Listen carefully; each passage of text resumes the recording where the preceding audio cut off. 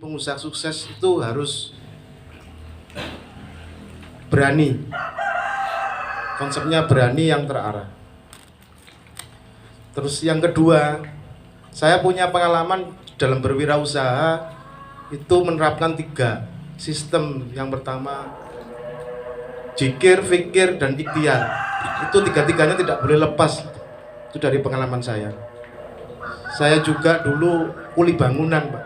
Saya juga dulu pernah jadi kuli bangunan, jadi tukang, jadi mandor. Sekarang bisa sudah memiliki 6 perseroan terbatas. Jadi semua kerja itu perlu kerja keras. Yang pertama dilakukan kita kalau ingin jadi pengusaha, minimal kerja kalau masih merintis minimal 12 jam, Pak. Kalau nggak mau bekerja keras, yakin jangan pernah berharap akan berhasil. Tantangannya berat menjadi pengusaha, tapi peluangnya juga besar menjadi pengusaha. Apa kata Pak Dahlan Iskan pernah ngomong, enak mana jadi menteri sama jadi pengusaha? Enak jadi pengusaha katanya. Tapi pengusaha itu juga sulit, tapi bukanlah tidak bisa. Itulah kira-kira. Jadi teman-teman, modal utama untuk bisa menjadi pengusaha yang pertama harus berani. Kemudian diiringi dengan yang tadi zikir, fikir, dan ikhtiar. Benar-benar ikhtiar. Zikir tanpa berpikir juga sama juga bohong. Berpikir tanpa ikhtiar juga sama juga bohong. Jadi 3-tiganya itu harus satu kesatuan. Ditambah lagi kita harus punya konsep prinsip kerja ikhlas, kerja cerdas, dan kerja keras. 3-tiganya juga nggak boleh satu-satu aja. Jadi 3-tiganya harus dilakukan.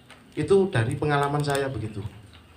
Jadi teman-teman yang sekarang ini misalkan jadi kuli bangunan, kira-kira jangan pernah berkecil hati. Oh, saya nggak mungkin lah jadi bisa memiliki perusahaan perseroan terbatas. Tidak. Jadi semua punya peluang asal kita mau bekerja keras. Dalam berbisnis itu ada 3 persoalan. 1 finance, 2 produk, 3 market. Inilah persoalan kita dalam berbisnis. 3 produk ini, 3 persoalan ini. Kata orang produksi, kalau orang pintar berproduksi, ngomong finance ini sulit. Bagaimana cara dapat modal dari mana? Pasti begitu rata-rata. Kalau orang yang punya uang, biasanya kalau ngomong produksi itu sulit. Bagaimana produksi? Bagaimana market itu kata yang punya uang. Kata yang ahli marketing, produksi itu sulit, cari modal itu sulit. Nah, kalau kita compare jadi satu, bahwa semua persoalan itu bisa diselesaikan ternyata. Nah, itulah konsep kita, dasar-dasar untuk menjadi pengusaha.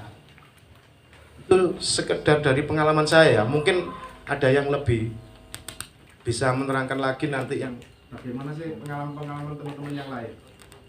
Satu. Terus yang tidak kalah pentingnya dalam berwirausaha itu jangan terlalu terobsesi. Mulailah dari yang kecil, setengah besar, dan besar. Jangan yang kalau misalkan contoh kita hari ini bisa memproduksi 1 juta, terus keinginannya di kepala ini 100 juta, nonsen, nggak akan bisa, Pak. Jadi teman-teman harus introspeksi diri. Jadi paling tidak ada punya dalam pikiran itu mungkin usaha kita setiap bulan itu tumbuh. Kalau sekarang 1 juta, bulan depan 1.250.000, 3 bulan ke depan 2 juta, 4 bulan 5 juta, dan seterusnya. Jadi jangan berpikir sekarang hari ini 1 juta, Bapak Ibu inginnya 100 juta segera, nggak bisa. Perlu dari kecil, sudah terus saja, pengalaman terus. Nanti kalau sudah berjalan, ada yang ngelirik, ini orang-orang yang punya uang itu, gitu, kira-kira begitu. Pak, usaha saya ikut boleh nggak kira-kira? Kan dilihat dulu, kalau nggak pernah berjalan gini kan, misalkan Bapak punya pekerjaan, punya perusahaan kecil, UKM, bisa memproduksi kacang dengan dibungkus dengan omset sebulan 10 juta misalkan. Berjalan, terus dilihat ada orang yang punya finance seperti Pak Warto. Pak Warto bisa juga ikut. Kenapa pengusaha ikut? Ya untung, kenapa nggak ikut gitu lah kira-kira. Lalu pengusaha ini kan maunya kan untung lah. Kalau untung kenapa tidak mau gitu lah kira-kira. Jadi teman-teman saya harapkan itu modal awalnya dasar untuk menjadi pengusaha itu dibangun terlebih dahulu, belum melangkah kemana-mana. Itu konsepnya.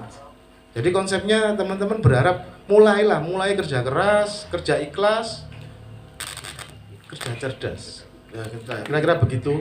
Jadi dasar-dasar itu harus dibangun. Paling tidak kalau yang seperti saya ini berumur 46, bapak-bapak berumur 46, ya kalau kita usaha kita besar setidaknya diteruskan oleh anak cucu kita, kira-kira begitu, Pak. Jadi harapannya saya sini makanya di perkumpulan ini adalah perkumpulan pengusaha, tujuannya yang memberikan motivasi-motivasi bagi para pengusaha yang menengah ini bisa memberikan kiat-kiat kepada yang UKM, misalkan begitu. Karena dari pengalaman saya touring ke DPD himpunan HMP, rata-rata semua ngomong nggak punya modal. Padahal kalau pengusaha yang sudah berjalan, modalnya bukan satu-satunya persoalan, betul Pak Parto? Nah, betul ya. Jadi modal ini bukan persoalan satu-satunya persoalan yang pelik, bukan gitu loh. Banyak cara lah kira-kira, bisa utang bank, bisa bersinergi dengan yang punya uang, gitu Pak Parto ya kira-kira ya. Wis macam-macam banyak cara lah. Jadi bukan satu-satunya persoalan, tapi itu adalah kalau dibilang itu PR kita lah, itu PR. Karena produksi juga bukan sesuatu yang gampang. Misalkan kita mau bikin beras kencur tadi, kalau saya ngomong bikin beras kencur saya nggak bisa, saya pikirnya itu sulit bikin beras kencur, nah, gitu kira-kira Pak itu. Ya. Jadi berharap teman-teman kalau kita berkumpul ini dimulai dari motivasi kita, mindset kita untuk menjadi pengusaha mulai dibangun. Mindset kita untuk menjadi pengusaha mulai dibangun. Itu salah satu cara. Pengusaha itu sebenarnya tidak mencari uang, Pak. Kalau menjadi pengusaha, pengalaman saya tidak boleh cinta dunia. Itu pengalaman saya. Kenapa kok tidak boleh cinta dunia? Pengalaman saya itu, saya punya harta semua masuk bank. Nanti kalau saya rugi, saya nggak punya rumah, saya nggak punya mobil, saya nggak punya apa-apa. Tapi alhamdulillah sampai sekarang saya bisa memiliki 200 karyawan. Yang manajemen 60, yang produksi bisa di 140. Tapi saya nggak punya rumah saya gadekan semua. Itu pengalaman saya, tapi jangan dicontoh. Iya loh, jangan dicontoh. Itu pengalaman saya begitu. Jadi saya nggak mencintai dunia. Dunia itu rumah, mobil itu semua titipan Allah lah, kira-kira begitulah. Yang penting saya lebih bisa bermanfaat kepada.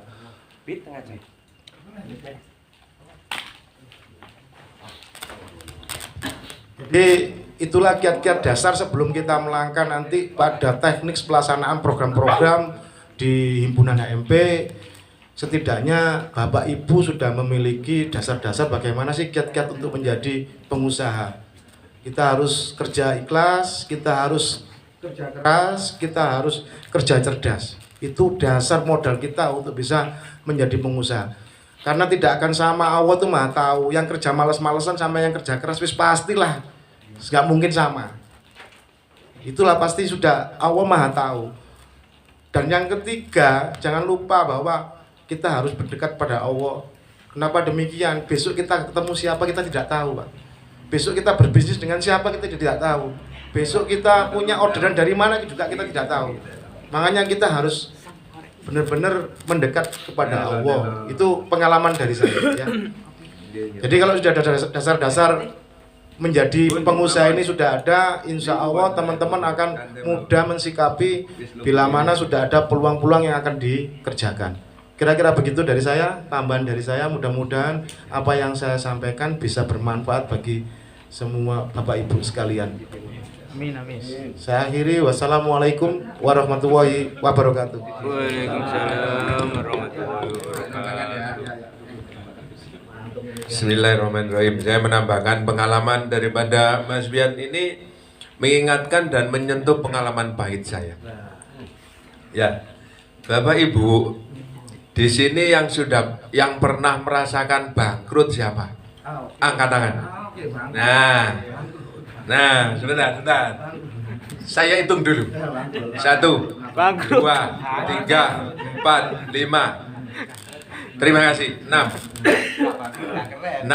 7 sama saya. Jadi bangkrut itu adalah satu pengalaman yang sangat berharga. Tapi kalau belum pernah bangkrut, kalau langsung mau bangkit, nah ini siapa yang langsung tiba-tiba mau sudah bangkit? Nah, Coba angkat tangan, Pak. Yang pernah langsung ya. bangkit dan coba. Saya pernah buka swalayan, bangkrut, Pak. Lebih besar dari punya Indomaret saya punya. Habis. Bangkrut saya karena apa? Begitu saya buka di suatu tempat yang strategis, tidak lama lagi dibukalah di sampingnya Indomaret, samping kanan Indomaret, samping kiri Alfamaret. Punya saya mati, Pak. Ya, disitulah 6 karyawan saya berhentikan, tak ringkes semuanya, sampai saat ruko-rukonya tak dol. Ya. Jadi pengalaman pahit itu menggugah kita untuk lebih semangat lagi.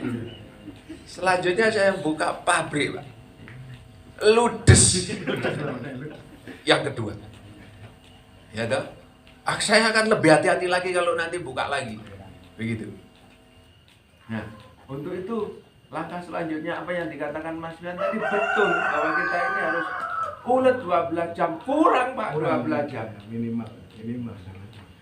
Yang baru-baru ini Pak, saya dapat proyek yang cukup bagus, yaitu